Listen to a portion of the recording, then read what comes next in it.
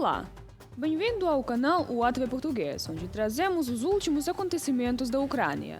Inscreva-se e assiste a vídeos sobre tecnologia ucraniana, novos acordos na área de defesa e atualizações do fronte. Vamos aos destaques de hoje, dia 13 de novembro. Sanções dos Estados Unidos contra a Rússia chegam ao limite. Ucrânia aumenta ataques. Putin desaparecido enquanto propaganda russa intensifica a retórica nuclear. 226 confrontos. Russos miram em Pokrovsk, mas Flamingo ucraniano atinge alvos. O secretário de Estado dos Estados Unidos, Marco Rubio, afirmou que Washington praticamente chegou ao seu limite na imposição de novas sanções contra a Rússia. Ele disse isso ao falar com jornalistas após uma reunião dos ministros das Relações Exteriores do G7, no Canadá. Não há muito mais o que sancionar da nossa parte. Quero dizer, atingimos as principais empresas petrolíferas deles, que era o que todos vinham pedindo. Obviamente, essas sanções precisam ser implementadas e levará algum tempo até que comecem a surtir efeito. Mas quero dizer, não sei o que mais há para fazer. Estamos ficando sem coisas para sancionar nesse sentido. Bem, a frota sombra é um mecanismo de aplicação e, obviamente, as sanções precisam ser aplicadas. Não impomos sanções para depois não aplicá-las. Também estamos interessados em aplicá-las, então. Mas isso é mais uma questão de execução. E a frota sombra surgiu porque eu realmente acho que há coisas que os europeus podem fazer em relação a essas frotas sombra, já que muitas dessas atividades estão acontecendo em áreas muito mais próximas deles. Há sempre outra saída. Como disseram Volodymyr Zelensky, Kirill Budanov, chefe da direção principal da inteligência, e Robert Brody, comandante das forças de sistemas não tripulados, as sanções mais eficazes contra a Rússia são as sanções militares. Este ano, e especialmente nos últimos 3 meses, a Ucrânia tem atacado sistematicamente refinarias de petróleo russas e outras instalações do setor petrolífero. Segundo o Serviço de Segurança da Ucrânia, os ataques com drones desativaram cerca de 37% da capacidade de refino de petróleo da Rússia. Esses ataques às refinarias russas reduziram o processamento e exportação de produtos petrolíferos, levando a um aumento nas exportações de petróleo bruto. O exército do agressor está sendo privado de um recurso crítico, o combustível, sem o qual operações de combate ativas são impossíveis. Após os Estados Unidos se recusarem a aprovar a venda dos ativos estrangeiros da Lukoil, a empresa agora corre risco de perder suas participações internacionais e enfrentar pressão da Rosneft. Essas divisões no exterior são avaliadas em cerca de 14 bilhões de euros e a perda de suas refinarias privaria a Lukoil da aproximadamente de 1/4 de sua capacidade de refino de petróleo, segundo o Financial Times. Em vários países, as autoridades locais já podem estar se preparando para apreender refinarias e postos de gasolina a fim de proteger a segurança energética nacional. A Lukoil também enfrenta dificuldades no Iraque e na Moldávia, onde sua receita e controle sobre os ativos estão sob pressão. Enquanto isso, no mercado russo, a empresa vem perdendo espaço devido à dominância da Rosneft e da Gazprom Neft. Após o colapso da União Soviética, muitas ex-repúblicas conquistaram a independência e não têm desejo de estar sob influência da Rússia, optando por cooperar com o Ocidente ou com a China, segundo o The Hill. Países da Europa Oriental ingressaram na União Europeia e na OTAN, enquanto Moldávia, Geórgia e Armênia tentam de equilibrar-se entre Moscou e a própria independência. A Bielorrússia é formalmente aliada da Rússia, mas evita a participação direta na guerra contra a Ucrânia. A Ucrânia, por sua vez, é considerada completamente perdida para Moscou. Seu povo defende firmemente sua soberania e identidade. Especialistas acreditam que ambições imperiais de Putin estão condenadas devido ao fortalecimento dos países vizinhos e ao enfraquecimento do exército e da economia russos. Além disso, a própria cultura política da Rússia está profundamente enraizada na crença na legitimidade da expansão infinita e em sua suposta missão civilizacional.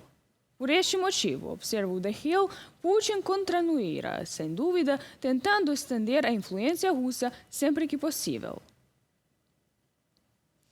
Jornalistas do veículo de oposição russo The Project revelaram que a prática de reuniões pré-gravadas com o ditador Putin está em uso desde 2012.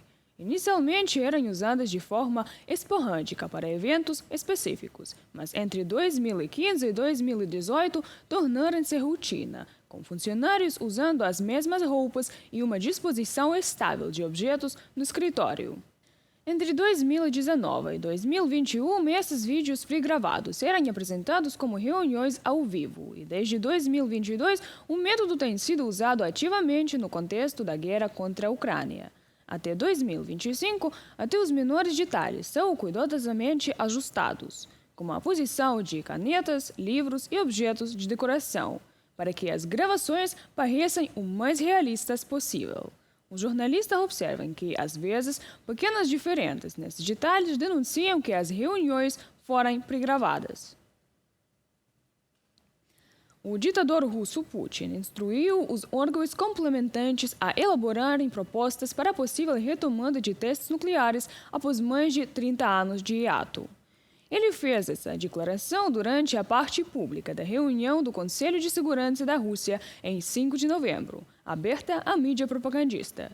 O Kremlin esclareceu que nenhuma decisão final foi tomada sobre a realização destes testes e a questão exige uma abordagem considerada equilibrada. Segundo alguns veículos de imprensa, o polígono de testes de Nova Zemlya pode estar pronto para eventuais experimentos. A União Europeia pediu a Moscou que se abstenha de ações que possam intensificar a corrida armamentista e aumentar o risco de escalada nuclear. Especialistas alertam que apenas discutir tais testes já eleva as tensões de segurança global.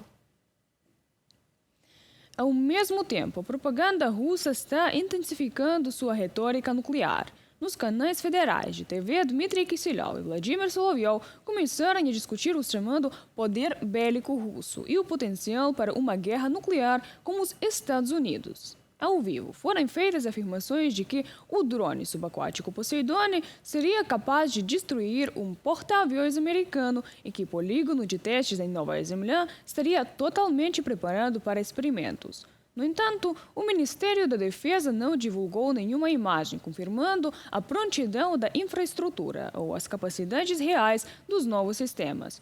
Todas as informações vêm apenas de Putin. De modo geral, tenho que dizer que, nos últimos 7 anos, levando em conta os anos de pandemia, o que foi feito para modernizar nossa tríade nuclear é realmente excepcional e impressionante. Houve mísseis táticos operacionais, Kinzhal, Iskander, Zircon, o Oreshnik de médio alcance e ativos estratégicos únicos como Poseidon e Burevestnik. Mais de 10 novos tipos de armas e sistemas de lançamento nuclear foram incorporados ao serviço. Mas nós usamos o Oreshnik apenas uma vez, e isso foi em Dnipropetrovsk, sim, apenas uma vez. Exatamente. É por isso que o Ocidente praticamente não percebeu. Até que acertemos em outro lugar para que possam ver absolutamente certo. Eles pedem por isso, provocam isso e acham que você não deve recusar aqueles que pedem. Nosso próximo, por assim dizer, não está longe, especialmente porque, como o presidente disse, o Oreshnik já entrou em produção em série. A produção desse sistema. Portanto, acho que se os ucranianos continuarem resistindo e especialmente continuarem a realizar atos terroristas em nosso território, não será apenas um lançamento de teste, mas uma série de lançamentos de combate do Oreshnik será realizada. Enquanto isso, as armas ucranianas estão mostrando sua eficácia em ação. O Estado-Maior das Forças Armadas da Ucrânia confirmou ataques a vários alvos militares russos na noite de 13 de novembro, nos territórios ocupados de Zaporizhia e Crimeia, incluindo o uso dos sistemas nacionais Flamingo, Barsi e Lutey. Imagem de vídeo mostra saídas de 5 mísseis Flamingo, desenvolvidos pela Firepoint. Eles atingiram alvos profundamente no território russo. A extensão dos danos ainda está sendo avaliada. Na frente de Zaporizhia, os ataques atingiram um depósito de petróleo próximo ao ocupante Berdiansk e postos de comando do exército russo. Na Crimeia, foram registrados impactos no terminal petróleo Morskoy, em áreas de estacionamento de helicópteros, locais de armazenamento e preparação de UAVs no aeródromo do Kirovsky e em uma estação de radar perto de Yevpatoria. Nas últimas 24 horas, foram registrados 226 confrontos ao longo de toda a linha de frente. As forças russas fizeram avanços limitados em algumas áreas, mas nenhum avanço significativo ocorreu. Na frente de Zaporizhia, unidades ucranianas se reposicionaram para linhas mais vantajosas, enquanto o inimigo mira Guляйполе, um importante entrocamento ferroviário central para a logística russa. A direção de Pokrovsk continua sendo o principal foco dos ataques russos, com o maior número de ofensivas diárias, embora a cidade permaneça sob controle ucraniano e nenhum cerco tenha ocorrido. O presidente ucraniano Volodymyr Zelensky observou que a Rússia pretende tomar Pokrovsk para pressionar o presidente dos Estados Unidos, Donald Trump, a apoiar uma retirada das forças ucranianas de Donetsk e Luhansk, mas Zelensky afirmou que isso não acontecerá. Após a reunião dos ministros das Relações Exteriores do G7, jornalistas perguntaram a Marco Rubio se ele acredita que a Rússia busca a paz de fato. O secretário de Estado dos Estados Unidos afirmou que a Rússia quer o controle de todo o Donetsk, o que a Ucrânia não aceitará. Ele acrescentou que a Rússia continua realizando ataques de longo alcance para danificar as redes elétricas ucranianas e que, por isso, Washington está negociando com a Ucrânia o fornecimento de armas defensivas e equipamentos para a recuperação energética. Eu acho que eles deixaram claro que o que querem é o restante de Donetsk. E, obviamente, os ucranianos não vão concordar com isso. Então, o que vemos agora é que eles continuam realizando ataques de longo alcance na Ucrânia, obviamente para degradar a rede elétrica e tentar desmoralizar o país, ou algo assim, e eles conseguiram alguns avanços em Donetsk. Ao mesmo tempo, estão perdendo 7.000 soldados por semana, 7.000 soldados mortos por semana da Rússia.